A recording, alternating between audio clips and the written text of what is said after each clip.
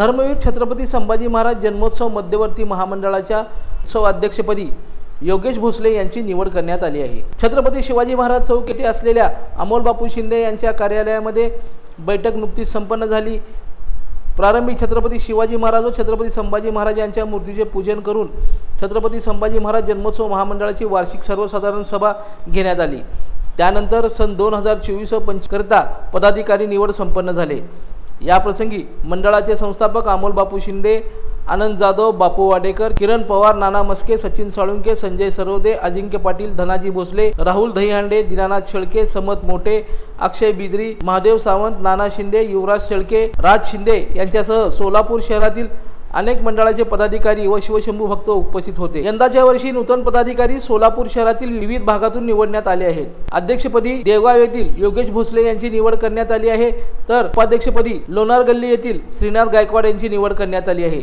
Muddy वस्ती येथील बालाजी दिसळ यांची कार्याध्यक्षपदी तर निराळे वस्ती परिसरातील श्रीकांत सुरवसे यांची सचिवपदी निवड करण्यात आली आहे। मराठा वस्ती येथील तीन साळुंके यांची खजिनदारपदी तर बाळे येथील नाना शिंदे यांची मिरवणूक प्रमुख म्हणून निवड करण्यात आली आहे। यावेळी बोलताना बापू वाडेकर यांनी आपलं मनोगत व्यक्त केलं। उत्सव वाढवायचा सोलापुरात जास्त प्रमाणात मिरवणूक निघत नव्हत्या, परंतु अजिंक्य असतील, आरडे असतील, अक्षय शिंदे असतील, योगेश भोसले असतील, अशा काही धाडशी व कट्टर शंभू भक्त अशांनी जे निर्णय घेऊन उत्सवाची प्रथा वाढवली व त्यांची या मंडळाची ताकद वाढवली, मी ह्या सर्वच संस्थापकांचे मनापासून आभार मानतो। आपण सर्व शिवशंभू भक्त आपलं ज्ञात आहे की कुठल्या गोष्टी कुठपर्यंत नेल्या पाहिजे, कुठल्या गोष्टी कुठपर्यंत आणल्या पाहिजे। ज्या अडचणी मध्यवर्तीच्या हातून होतात अशी सर्वच अडचणी मध्यवर्ती हाताळणी करण्यासाठी हे सह्य म्हणजे मजबूत आहे की आपल्याला कुठेही अडचण नाही की आम्ही मध्यवर्ती सगळं थांबू, परंतु आपण कुठल्याही मागच्या वेळेस जे निवृत्तीत झाले वाद की पुढं मागं किंवा माझी पुढे घेऊन जात नाही का, छत्रपती संभाजी महाराज चौकापर्यंत जाण्यासाठी आपण सर्वजण प्रयत्नशील असले पाहिजे। शिवाजी महाराज चौकात बरेच मिरवणूक थांबतात आणि त्यांना असं वाटतं की पुढे गर्दी नाही। ती गर्दी का बरं नाही की आपण पुढे जात नाही, गर्दी नाही। तुमच्या मिरवणुका जर पुढे गेल्या तर ती गर्दी सुद्धा पुढे जात असते, कारण संभाजी महाराजांची जयंती आहे।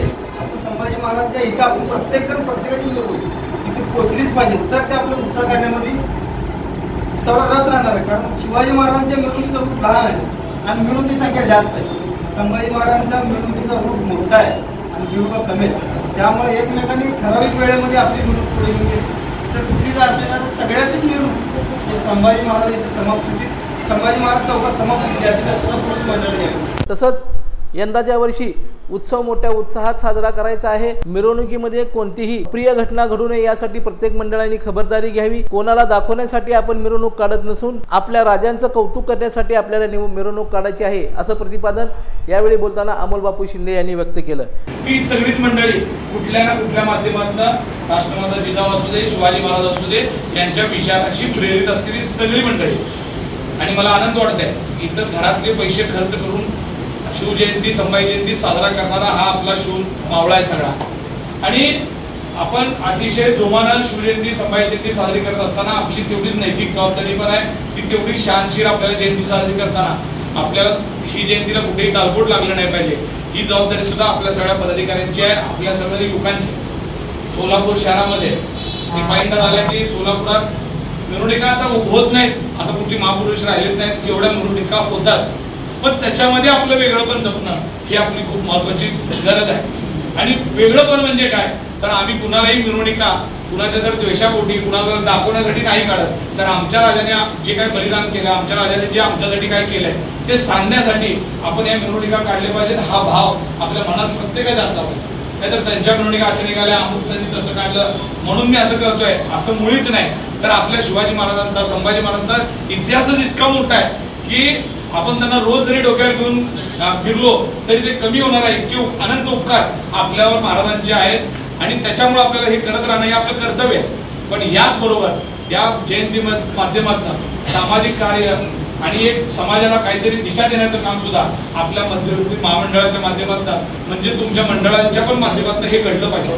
पण छोटे छोटे कार्यक्रम असतील, रक्तदान शिबिर असेल, वेगवेगळं असेल किंवा एखाद्या विद्यार्थ्याला जरी मंडळाच्या माध्यमातून मदत झाली तर ती लाख मोलाची असं मी समजतो।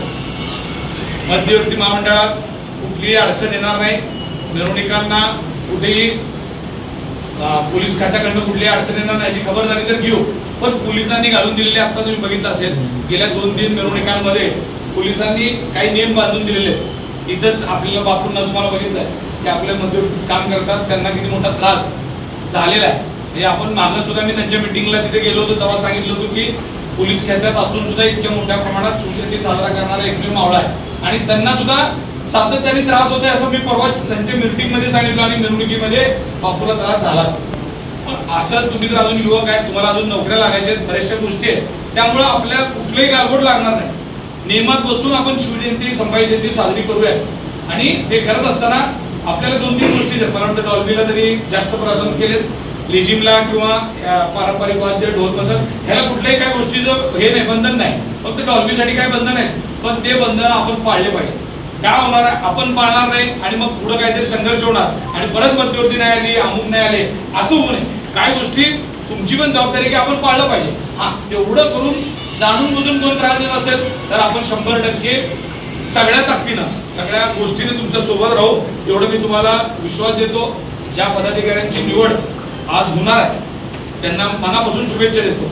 मध्यवर्ती महामंडळामध्ये वेगवेगळ्या पदावर काम करणं खऱ्या अर्थाने ही खूप मोठी संधी असते, कारण प्रत्येक कार्यकर्त्याला आपल्या आपल्या मंडळात काम करतो, पण सोलापूर सारख्या शहरामध्ये सगळ्या मंडळांचं जे मंडळ आहे त्या मंडळावर पण काम करावं अशी प्रत्येकाची इच्छा असते.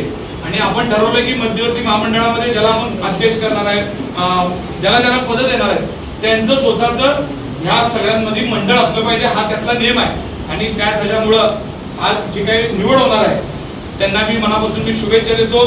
आता जो आमचा कोंडीचा एक मित्र आपल्याला बोलला धनाजी, हा धनाजी भोसले हा कोंडीचा कार्यकर्ता आहे, हा प्रचंड शिवभक्त आहे. तुम्हाला माहित आहे का छत्रपती शिवाजी महाराजांचा अश्वारूढ पुतळा म्हणजे इथे शिवाजी महाराज चौकात केवढा आहे, एवढा पुतळा ब्रांचा स्वखर्चाने कुठलीही परमिशन न काढता बसवणारा एकमेव महाराष्ट्राचा.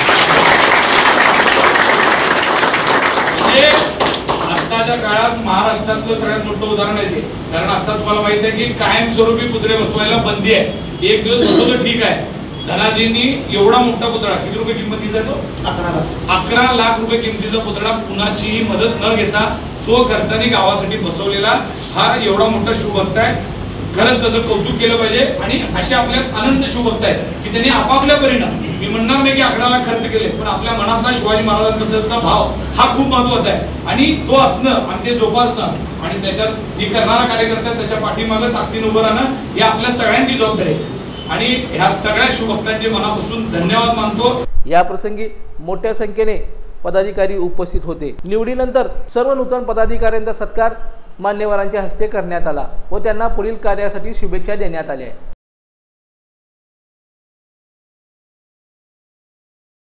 लोकदर्शन मराठी चॅनलला सबस्क्राईब करा, बेल बटनला क्लिक करा व लाईक करायला विसरू नका.